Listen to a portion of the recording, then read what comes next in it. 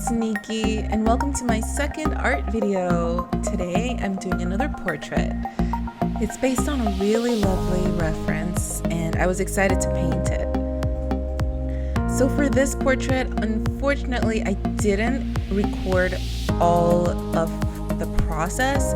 I have it on Twitch, but I had something else on the screen at the same time, so I figured, you know what, just forget it. I won't bother uploading that part. Also, I had started over this portrait. I had started with a sketch that I didn't like, and I was like, you know what, let me just scrap it and do it again. So this is the second version, and it came out a lot closer to the reference than the original that I had.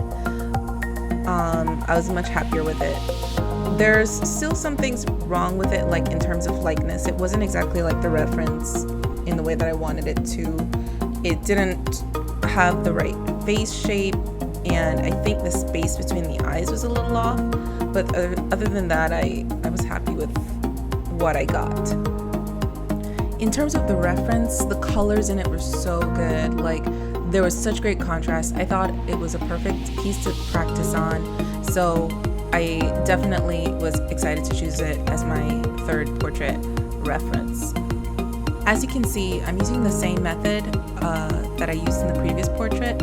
I really find this method really helpful in enabling me to capture the details that I'm looking to capture, you know, helping me to get the lightness, the colors as close to the reference as possible, and all those little details that require a lot of attention and focus to get.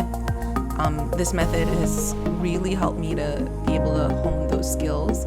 So I feel like I want to keep practicing with it.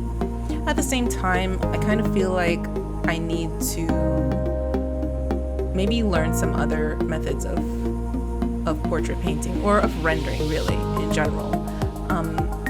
There are other ways to render, like working with shapes instead of lines, for example, because I started with lines to capture the shape of the image. Instead, I could try working with shapes and see how that works. I know that might be a little bit tricky in the beginning because I don't know, it's just not something I'm used to doing. I'm used to like working with lines, so it'll be interesting, but I think it's something I want to try. I'm not sure if I'll try it for the next one, at least not the next one here on YouTube. The next image I have is already finished in terms of painting. I already finished painting it, and I'll be posting that soon. But I think maybe in a couple images I'll try a new method of painting because I want to get better, you know? I want to learn different ways of painting. I want to improve my skill set. So that means trying different things until I reach some level of mastery in one or all of them, you know? So I'm just about done the color blocking phase. I just have that little area on the shoulder there, and then I'm into the background now. And again, I'm just in love with this look, this geometric look. I saved this and posted it to my social media along with the final piece because I loved it so much. And now I'm rendering, which for this piece, it started out kind of slow. I'm not gonna lie. I didn't really like how it was looking at first, but I did end my stream just before I got to this point.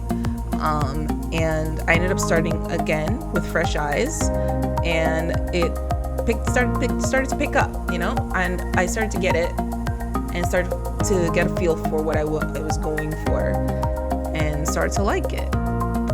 And it's really coming along. I love that area of on the cheekbone, that kind of reflected light next to the ear with it. I guess it's like a shadow from the ear. I was, you know, just copying the reference, so I don't understand all the shapes that I'm painting.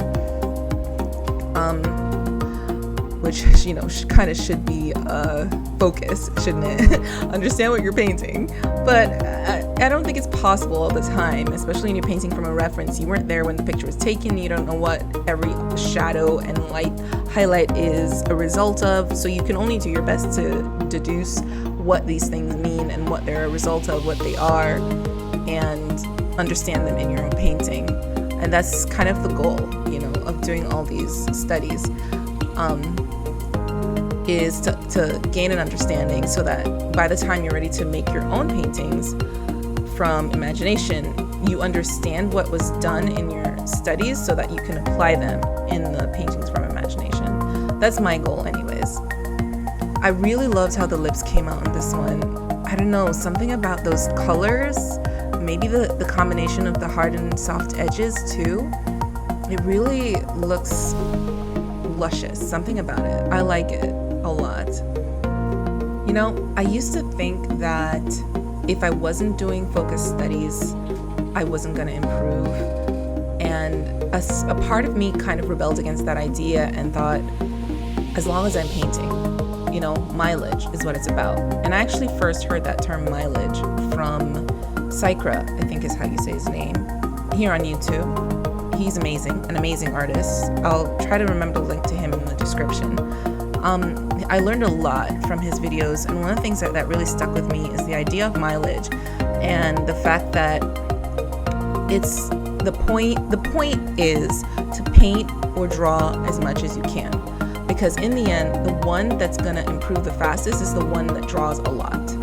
Yeah, you do need to have focus studies and focus training to maybe speed up learning one particular thing, or gain understanding on one particular thing. But if you're not drawing consistently or often, you're not going to grow very quickly either.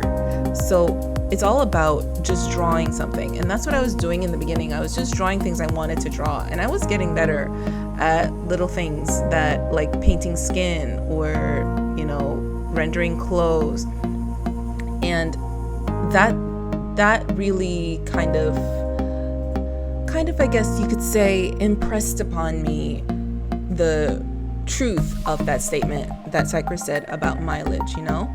It really is mileage, and you're gonna get better as long as you're drawing. Just keep drawing, just keep moving, just keep moving. Just made me think of that.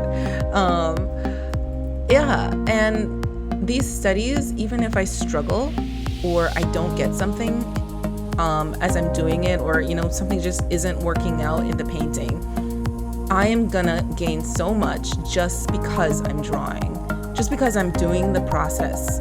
I'm letting the process work for me, and that in the end is where I'm gonna grow, is how I'm gonna grow. And I can be confident in that and not worry. And that's been really helpful in my mindset when I've come to these paintings. Before I kind of get discouraged and frustrated. I would get discouraged and frustrated and kind of not want to paint, not want to finish a piece. And with this new way of thinking about the art that I do and how I will improve as long as I draw, that's really kind of strengthened me and helped me feel, you know what? I can do this. Just keep going. Just finish it. And it's gotten me to the finish line for all of these pieces that I've been doing. Even the latest one that I've done, the next one that I'll be posting, I'm not very happy with how it came out. It's not the aesthetic I was going for. It didn't really capture the subject the way I wanted it to. So I kind of felt like it failed, but it didn't, because I've gained some knowledge from that. I've gained some experience from that. I've gained some mileage from that. So in the end, I'm a winner. And that's all that matters. Anyways, thanks so much for watching. I hope you enjoyed this video. I really loved how this painting came out. I hope you did too. If you're an artist, feel free to check out my Twitch and Discord. You can drop your own artwork there. I'd love to meet you in the Twitch, and I'd love to meet you in the comments below. Look forward to seeing you. Bye.